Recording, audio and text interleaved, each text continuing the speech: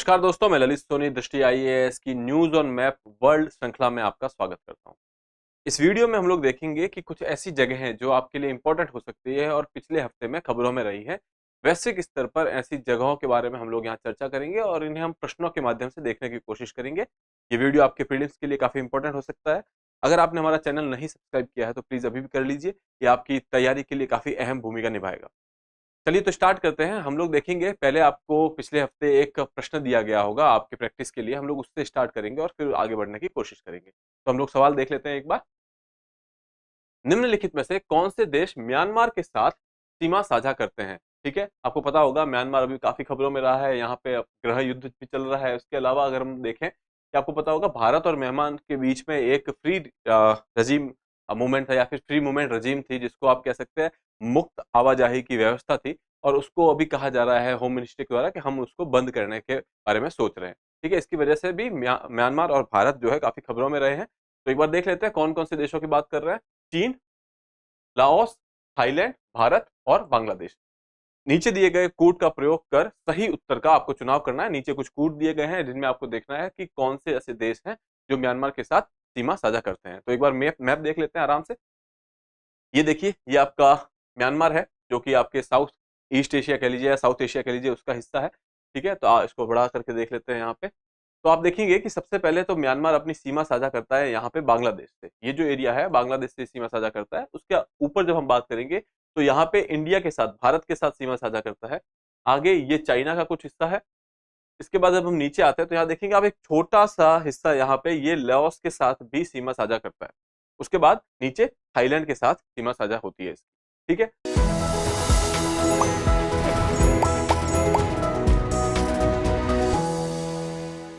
अब वापस सवाल पे आ जाते हैं। हमने सबसे पहले देखा कि सबसे पहले अगर हम बात कर रहे हैं पश्चिमी दिशा की तो बांग्लादेश के साथ सीमा साझा करता है। उसके बाद थोड़ा ऊपर जाने पे भारत के साथ सीमा साझा की जाती है। उसके बाद चाइना के साथ, और उसके बाद छोटा सा हिस्सा लाओस के साथ किया जाता है, और उसके बाद थाईलैंड। ठीक है, तो यहाँ देखेंगे कि ये पांचों कूट सही दिए गए हैं और पांचों ही आपके उत्तर हो सकते हैं, इसलिए डी जो है वो आपका उत्तर होगा। ठीक है, चलिए आगे चलते हैं। पहला सवाल देखते हैं आज के एपिसोड का। स्वीडन। तो अभी स्वीडन काफी खबरों में है क्योंकि स्वीडन ने अभी रिसेंटली नाटो ज्वाइन किया है। नाटो आपको पता होगा एक कलेक्टिव सिक्योरिटी ऑर्गेनाइजेशन है और एक अलायंस कह सकते हैं, जो कि शीतकालीन युद्ध के दौरान जो है यूएसएसआर के अगेंस्ट बनाया गया था उस वक्त के। इसके अंदर पहले 31 मेंबर हुआ करते थे। तो हम देखेंगे कि 31वां जो मेंबर था वो फिनलैंड था, और अभी रिसेंटली 32वें मेंबर के तौर पर स्वीडन ने इसे ज्वाइन किया है। ठीक है, तो इसलिए स्वीडन काफी इंपॉर्टेंट हो जाता है और उसी के बेसिस पे हम लोग एक सवाल देखते हैं। स्वीडन की एकमात्र स्थल सीमा नॉर्वे के साथ लगती है। दूसरा स्टेटमेंट है ओरेसंड, या फिर इसको लोकल लैंग्वेज में द सॉन्ड भी बोला जाता है, स्वीडन और डेनमार्क के बीच स्थित है, जो दुनिया के सबसे व्यस्त समुद्री मार्गों में से एक है। और भी व्यस्त समुद्री मार्ग है, आपको पता होगा रेड सी वाला जो मार्ग है काफी अभी खबरों में रहा है। इसके अलावा मलाका स्ट्रीट भी एक चोक पॉइंट है। वैसे ही ये जो हिस्सा है ओरेसंड, ये भी काफी खबरों में रहता है और ये सबसे व्यस्त समुद्री मार्गों में से एक है। ठीक है, अब यहाँ पे देखेंगे उपरोक्त में से कौन सा कथन सही नहीं है। आपको जो कथन सही नहीं होगा उसका चुनाव करना है। ठीक है, चलिए तो एक बार मैप देख लेते हैं। यहाँ पे आप देखेंगे कि स्वीडन की सीमा यहाँ पे नॉर्वे के साथ साझा तो करता है, ये आपकी स्वीडन है। और ये इधर देखें अगर तो पश्चिमी सीमा यानी कि वेस्ट में जो ये सीमा है नॉर्वे के साथ साझा करता है। और जब हम बात करते हैं इधर की साइड की पूर्वी सीमा की बात करें तो आप देखेंगे कि ये फिनलैंड के साथ कुछ सीमा साझा करता है उत्तर दिशा। ठीक है, तो नॉर्वे स्वीडन के उत्तर पूर्वी क्षेत्र में आप देखेंगे कि ये सीमा फिनलैंड के साथ साझा करता है। तो वो स्टेटमेंट जो ये कह रहा था कि ये केवल नॉर्वे के साथ सीमा साझा करता है, ये गलत हो जाता है। ठीक है, फिर दूसरा स्टेटमेंट जो था वो ओरेसन के बारे में बात कर रहा है। यहाँ पे आप देखेंगे कि दो भूभागों के मध्य में यहाँ पे कुछ जल संधि जैसा कुछ दिख रहा है आपको, या फिर आप ये कहेंगे कि यहाँ पे कुछ ऐसा जलमार्ग जैसा दिख रहा है।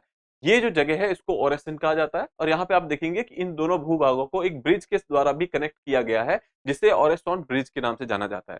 ठीक है, तो आप कहेंगे कि स्वीडन और डेनमार्क को ओरेस्टॉन ब्रिज के कनेक्ट किया जाता है, और इस पूरे एरिया को जो है ओरेस्टॉन भूभाग के नाम से आप जान सकते हैं। ठीक है, चलिए तो आ जाते हैं वापस स्टेटमेंट पे। स्वीडन की एकमात्र स्थल सीमा नॉर्वे के साथ लगती है, ये गलत है क्योंकि आपने अभी देखा कि फिनलैंड के साथ भी वो सीमा साझा करता है। इसके अलावा ओरेसन स्वीडन और डेनमार्क के बीच स्थित है, जो कि हमने देखा ये सही है। और ये दुनिया के सबसे व्यस्त समुद्री मार्गों में से एक है, ये आपका जो है स्टेटमेंट सही है, लेकिन आपको चुनाव करना है जो स्टेटमेंट सही नहीं है, तो इसलिए आपका आंसर हो जाएगा केवल एक। ठीक है, चलिए आगे बढ़ते हैं। हेती के हिंसक संकट को कम करने के लिए जमैका वार्ता का आयोजन किया गया और उसके बाद वहां के प्रधानमंत्री ने इस्तीफा देने का फैसला लिया। ठीक है, अब यहाँ पे बात हो रही है हेती की। हेती एक आप कह सकते हैं कैरेबियन आइलैंड है। ठीक है, और अभी वहां पे कुछ पॉलिटिकल अस्थिरता चल रही है, या फिर आप यूं कहें कि राजनीतिक अस्थिरता चल रही है, जिसकी वजह से ये खबरों में है। देखते हैं, कैरेबियन द्वीप समूहों के संदर्भ में निम्नलिखित कथनों पर विचार कीजिए एवं गलत कथन को चुनिए। आपको जो गलत कथन है उसको चूज करना है। ठीक है, पहला कथन है, अरेबियन द्वीप समूह मुख्य रूप से उत्तरी अमेरिका और दक्षिणी अमेरिका के बीच स्थित है। दूसरा स्टेटमेंट है आपका, इसे लुकायन द्वीप समूह, ग्रेटर एंटिलीज, लेसर एंटिलीज, एबीसी द्वीप समूह में विभाजित किया जाता है। इसके बाद जमैका, हैती, क्यूबा ग्रेटर एंटिलीज के प्रमुख क्षेत्र है। और अंतिम स्टेटमेंट है, लेसर एंटिलीज कैरेबियन सागर और मेक्सिको की खाड़ी के बीच की सीमा बनाता है। ठीक है, चलिए देख लेते हैं एक बार मैप में। ये जो हिस्सा आपको देख रहा है, ये आपका मोस्टली कैरेबियन द्वीपों का एक समूह है।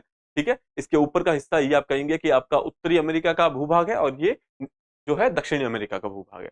इसको थोड़ा विस्तृत स्तर पे देखते हैं, तो यहाँ पे आप देखेंगे ये पूरा एरिया आपका कैरेबियन द्वीपों का समूह है। यहाँ पे बहुत सारे द्वीप है, जैसे कि लुकायन आर्किपेलागो है। उसके बाद आप देखेंगे ग्रेटर एंटिलीज है यहाँ पे। यहाँ इस दिशा में अगर हम पश्चिम में देखें तो आप देखेंगे कि पूर्व में देखें तो लेसर एंटिलीज भी है, एबीसी आइलैंड है, लीवार्ड एंटिलीज है, लीवार्ड आइलैंड्स भी हैं। तो ये सारे समूह मिल करके जो है कैरिबियन आइलैंड्स का निर्माण करते हैं, या कैरिबियन द्वीपों के समूह का निर्माण करते हैं। ठीक है, अब जब हम बात करते हैं हेती की, तो हेती आप देखेंगे यहाँ कहीं पड़ता है। ठीक है, हेती जो है डोमिनियन रिपब्लिक, ये एक आइलैंड है, ये पूरा एक द्वीप है जिसको दो देशों के अंदर डिवाइड किया गया है। एक है डोमिनिकन रिपब्लिक और दूसरा है हेती। यहाँ पे राजनीतिक अस्थिरता चल रही है। ठीक है, इसके अलावा ये क्यूबा है और ये जमैका है। तो आप देखेंगे क्यूबा, जमैका और हेती जो है ये ग्रेटर एंटिलीज का हिस्सा है। ठीक है, चलिए अब हम आ जाते हैं अपने सवाल पे। कैरेबियन द्वीप समूह मुख्य रूप से उत्तरी अमेरिका और दक्षिणी अमेरिका के बीच स्थित है। यहाँ पे आप देखेंगे इसके ऊपर मैंने आपको बताया कि ये उत्तरी अमेरिका है, ये दक्षिणी अमेरिका है। ठीक है, अगला स्टेटमेंट है, इसे लुकायन द्वीप समूह, ग्रेटर एंटिलीज, लेसर एंटिलीज, एबीसी द्वीप समूह में विभाजित किया जाता है। तो हमने यहाँ पे देखे ये सारे जो आपके समूह है, ग्रेटर एंटिलीज, लुकायन द्वीप समूह है, यहाँ पे लेसर एंटिलीज भी है, यहाँ पे ये एबीसी आइलैंड भी है। ठीक है, अगला है जमैका, हेती, क्यूबा ग्रेटर एंटिलीज के प्रमुख क्षेत्र है। ये मैंने आपको बताया, क्यूबा, जमैका, हेती जो है ये आपके ग्रेटर एंटिलीज के कुछ समूह हैं। ठीक है, लेसर एंटिलीज कैरेबियन सागर और मेक्सिको खाड़ी के बीच में सीमा बनाती है। यहाँ पे हम देखेंगे कि लेसर एंटिलीज यहाँ पे है और मेक्सिको की खाड़ी वहां पे कहीं। तो हम ये कह सकते हैं कि ऐसा ये स्टेटमेंट गलत होगा। दूसरा, अगर हम देखें ये किसके बीच में सीमा बनाता है, तो आप देखेंगे कि जो कैरेबियन आइलैंड्स हैं ये मोस्टली आपके इधर प्रशांत महासागर और यहाँ पे अगर हम देखें अटलांटिक ओशन के बीच में जो कह सकते हैं कि सीमा बनाते हैं, या फिर छोटे स्तर पे देखें तो ये कैरेबियन सी और यहाँ पे उत्तर में अटलांटिक सी के बीच में सीमा बनाते हैं। ठीक है, तो आप कह सकते हैं कि आपका डी ऑप्शन जो है वो गलत है यहाँ पे, और हमें सिंस गलत कथन का ही चुनाव करना था तो डी जो है वो आपका उत्तर होगा। ठीक है, अगला सवाल देखते हैं। भारतीय सैनिकों के मालदीव से हटते ही, आपको पता होगा कि मालदीव में अभी कुछ वक्त पहले चुनाव हुए और वहां पे प्रेसिडेंट बदल गए, वहां की सरकार बदल गई, और जैसे ही सरकार बदली तो मालदीव ने कहा कि जो भारत की सेना के कुछ जवान वहां पे तैनात है उनको भारत वापस बुलाएगा। काफी चर्चाएं हुई, उसके बाद भारत ने वहां से हमारे सेनाओं के नौजवानों को वापस बुला दिया, और उसके तुरंत बाद मालदीव ने चीन के साथ एक समझौता किया है जो डिफेंस एग्रीमेंट है। ठीक है, तो इसकी वजह से ये मालदीव और भी बहुत सारे आइलैंड्स हैं वो न्यूज में है, इसलिए हमने कुछ आइलैंड्स को लेकर के, द्वीप्स को लेकर के कुछ सवाल बनाए हैं। ठीक है, तो यहाँ पे एक द्वीपों का एक समूह दिया गया है यहाँ पे, और उसके सामने आपकी स्थिति दी गई है। तो आपको देखना है कि कौन सा युग्म जो है सुमेलित है इसमें। ठीक है, बाउंटी द्वीप दक्षिण प्रशांत महासागर, बरमुडा द्वीप उत्तरी अटलांटिक महासागर, एलिवेशन आइलैंड्स जो है या फिर उसे अलेउतियन आइलैंड भी बोला जाता है हिंदी में, और वो उत्तरी प्रशांत महासागर में। ठीक है, तो आखिर के हम लोग एक बार मैप पे देख लेते हैं। जब हम लोग बात कर रहे थे इन आइलैंड्स के बारे में यहाँ पे, तो हम जब बाउंटी द्वीप की बात कर रहे थे वो कहीं यहाँ पे न्यूजीलैंड के आसपास है। आगे हम लोग देखेंगे, हाँ देखिए ये न्यूजीलैंड है, और न्यूजीलैंड के साउथ ईस्ट में अगर हम देखेंगे तो यहाँ पे एक छोटा सा आइलैंड है जिसे बाउंटी आइलैंड कहा जाता है। ठीक है, तो ये आपका हो गया प्रशांत, दक्षिण प्रशांत महासागर, यहाँ पे ये दक्षिण प्रशांत महासागर हो गया है। तो आकर के यहाँ पे आप देखेंगे कि ये आपका सही है। ठीक है, उसके बाद बरमुडा द्वीप उत्तरी अटलांटिक महासागर में है या नहीं है देख लेते हैं। यहाँ पे आप देखेंगे कि ये बरमूडा द्वीप है और ये आपके नॉर्थ अटलांटिक यानी कि उत्तरी अटलांटिक महासागर में है। ठीक है, अगला जो है वो आपका था एल्यूशन आइलैंड। यहाँ पे आप देखेंगे कि ये जो आइलैंड्स हैं नॉर्थ अमेरिका के, उत्तरी अमेरिका के इधर पश्चिमी भाग में जो ये आइलैंड्स आपको दिखते हैं, ये जो आइलैंड्स है ये वाले ग्रुप, ये आइलैंड्स बेसिकली एल्यूशन आइलैंड बोला जाता है इन्हें। ठीक है, आप यहाँ पे देखेंगे कि ये यूएसए का अलास्का है और उसके बाद यहाँ पे जो ये आइलैंड्स का छोटा छोटा ग्रुप दिख रहा है इसे एल्यूशन आइलैंड कहा जाता है। ठीक है, अब आते हैं सवाल पे। जो मैंने बताया आपको, बाउंड्री द्वीप जो है वो न्यूजीलैंड के पास में है, दक्षिणी प्रशांत महासागर में। बरमूडा द्वीप उत्तरी अटलांटिक महासागर में हमने देखा अभी, और अलेवितियन द्वीप समूह जो है वो उत्तरी प्रशांत महासागर में, ये भी सही है। तो इस हिसाब से हम देखेंगे कि हमारे सारे युग्म जो दिए गए हैं वो सब सही है, तो ऑप्शन डी आपका उत्तर होगा।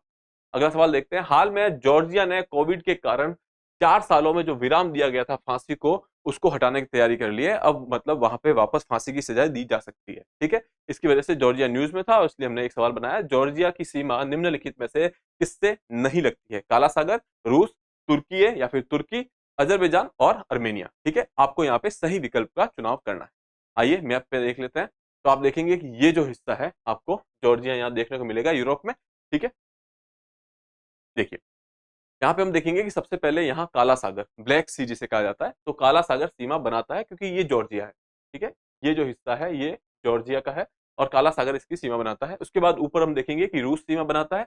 इसके बाद पूर्वी दिशा में अजरबैजान और थोड़ा सा नीचे यहाँ पे अर्मेनिया इसकी सीमा बनाता है।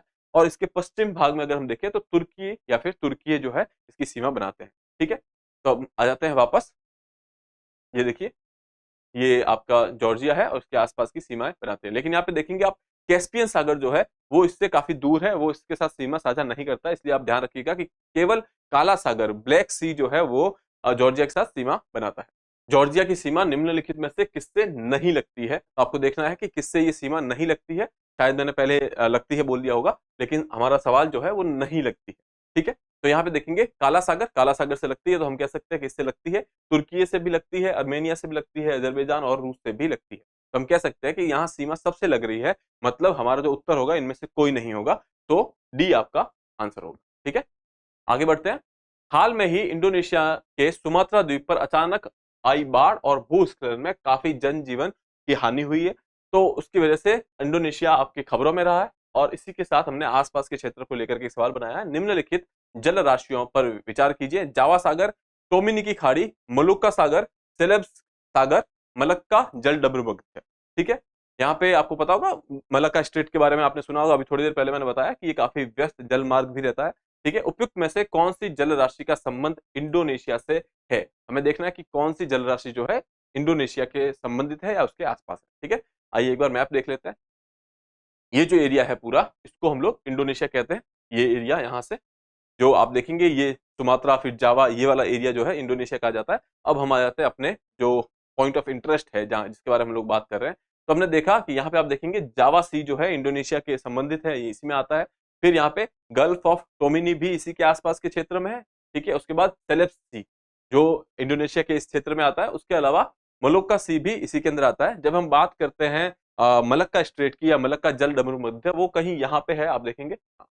ठीक है, तो यहाँ पे आप देख सकते हैं ये स्टेट ऑफ मलक्का है जो भी इंडोनेशियन ग्रुप के साथ साथ ही आता है। अब आ जाते हैं हम लोग अपने सवाल पे। तो हम कह सकते हैं कि जावा सागर, मलुक्का सागर, मलक्का जल डमरूमध्य, सेलेब सागर और टोमिनी खाड़ी, ये सभी के सभी जो है किसी न किसी प्रकार से इंडोनेशिया से संबंधित है। तो हम कह सकते हैं उपयुक्त सभी आपका डी जो है आंसर होगा।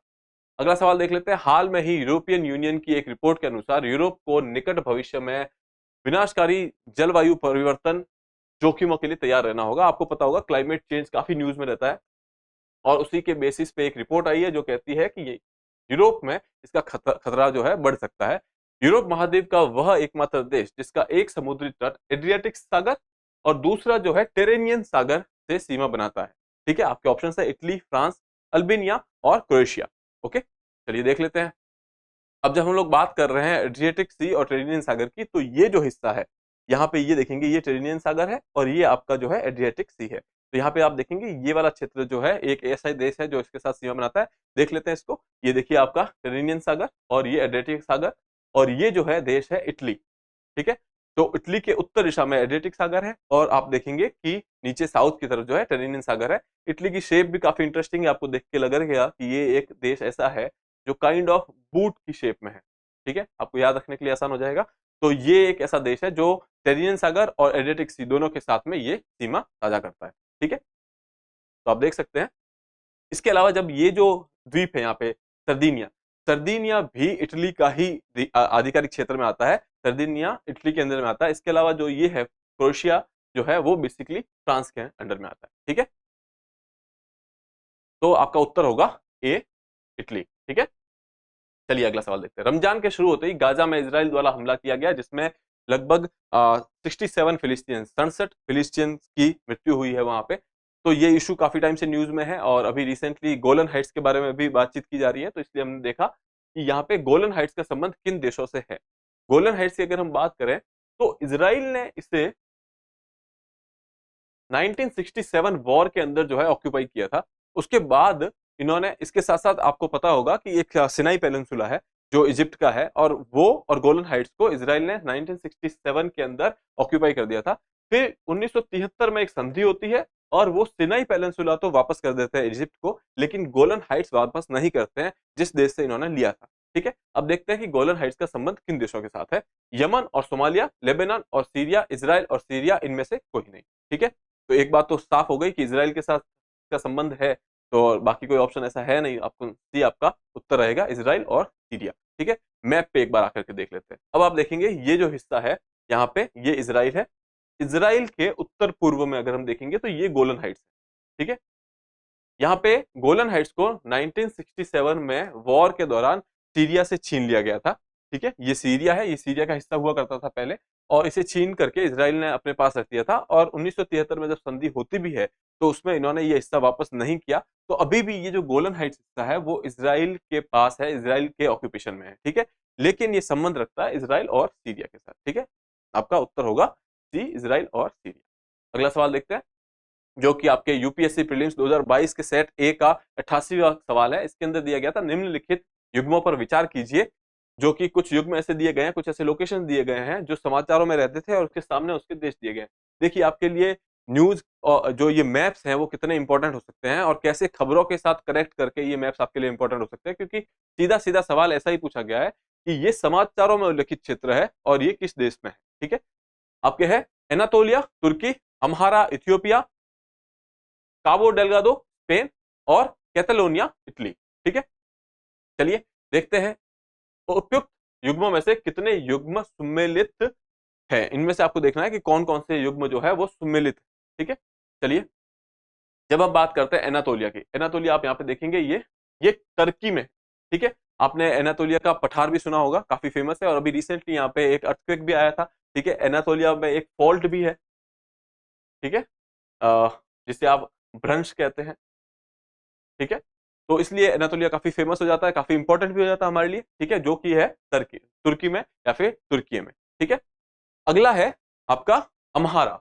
अम्हारा क्षेत्र इथियोपिया के अंदर है और ये काफी प्रोमिनेंट क्षेत्र है, पॉलिटिकली भी काफी इंपॉर्टेंट है, जियोपॉलिटिकली देखें तो भी काफी इंपॉर्टेंट है। और अभी यहाँ पे आप कह सकते हैं कि कुछ पॉलिटिकल इंस्टेबिलिटी थोड़ी चलती रहती है। अफ्रीकन देशों में अक्सर ऐसा होता रहता है कि वहां पे पॉलिटिकल इंस्टेबिलिटी चलती रहती है। ठीक है, तो अम्हारा जो है इथियोपिया के अंदर है। इसके अलावा जो अगला है काबो डेलगाडो, ये मोजाम्बिक के अंदर है। और अगला है कैटलोनिया, कैटलोनिया जो है स्पेन के अंदर में है अभी और कैटलोनिया काफी टाइम से अलग होने की मांग कर रहा है, क्योंकि कैटलोनिया जो है वो आर्थिक स्थिति से या फिर पॉलिटिकली भी देखें तो काफी सुदृढ़ है और स्पेन की जीडीपी में काफी हिस्सा देता है। तो इसी बेसिस पे वो कह रहे हैं कि हम लोग को अलग होना है, अपना अलग देश बनाना है, लेकिन फिलहाल ये स्पेन के अंदर है। ठीक है, अब आ जाते हैं हम अपने प्रश्न पे। तो एनातोलिया तो हमने देखा कि तुर्की के अंदर है, अम्हारा इथियोपिया के अंदर है।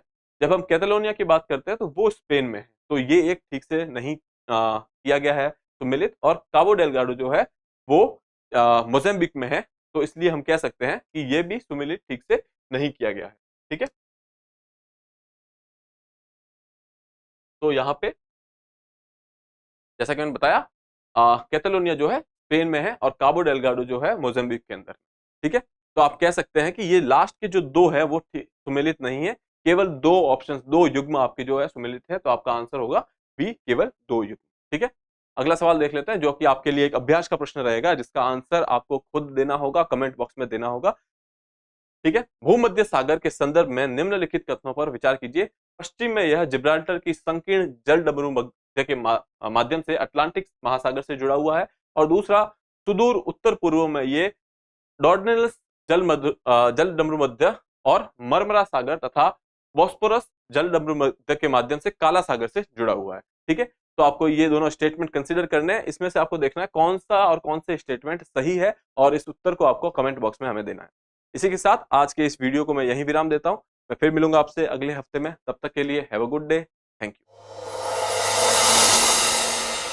डियर व्यूअर्स, अपने एग्जाम की तैयारी को और बेहतर करने के लिए हमारे चैनल को लाइक, शेयर और सब्सक्राइब करना न भूलें।